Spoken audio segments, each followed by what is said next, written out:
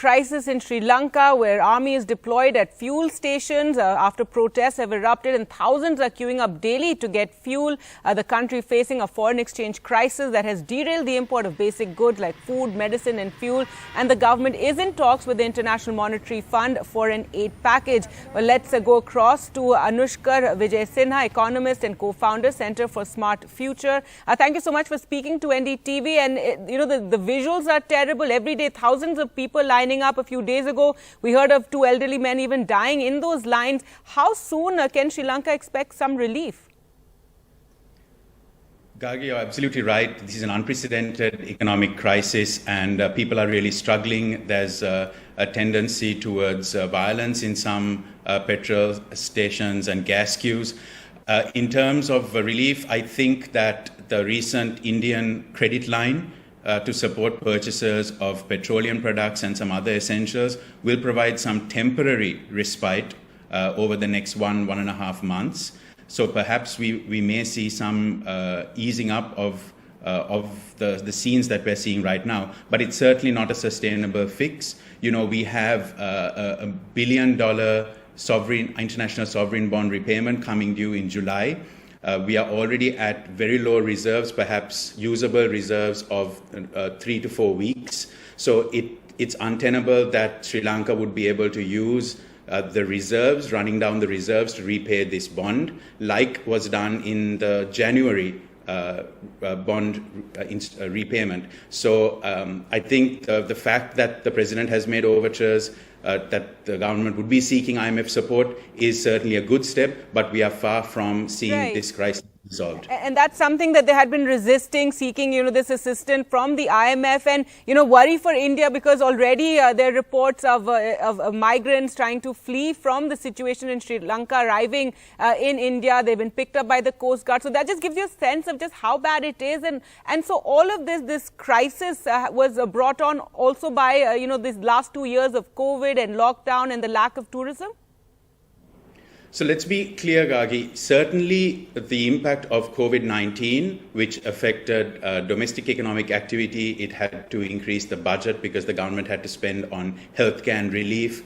The fact that tourism, which is a very large income earner, virtually collapsed. And our migrant workers who provide remittances, that's a big part of covering the import bill. A lot of migrant workers had to return to Sri Lanka as the main markets in the Middle East and in Europe closed down. So certainly COVID aggravated the situation and an already precarious macroeconomic climate was made worse. But Sri Lanka's macroeconomic troubles predate that. In fact, one of the big turning points was when there was a dramatic change in tax policy and tax structure following the presidential elections in December 2019. There were promises made to the electorate around tax cuts.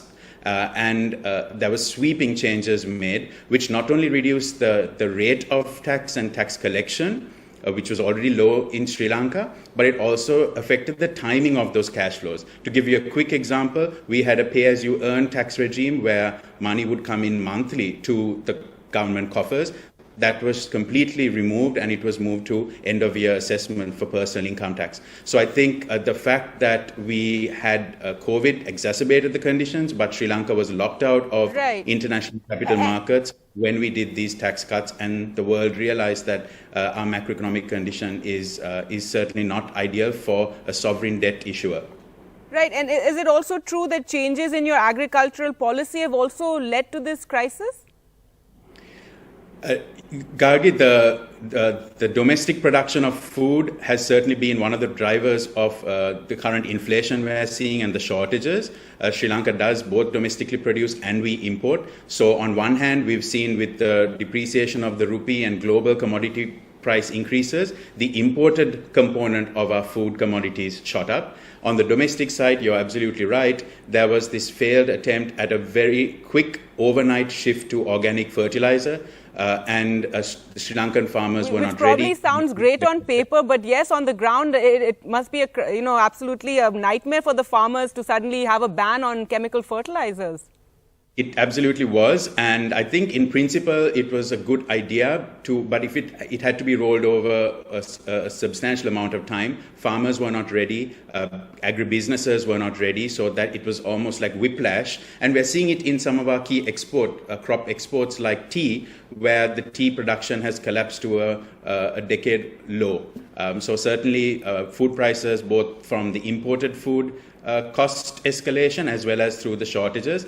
Now, one can be optimistic that because this ban has now been reversed, if the foreign exchange, the dollar position allows, I think slowly we will see fertilizer imports coming in, and also one hopes that the weather conditions through the rest of the year might be more favorable to help some pickup of domestic food. But inflation is now at over 15%, and that's certainly making the current conditions very, very hard for folks living on the margins. All right. Well, thank you so much, Mr. Vijay Sinha, for joining us on the program.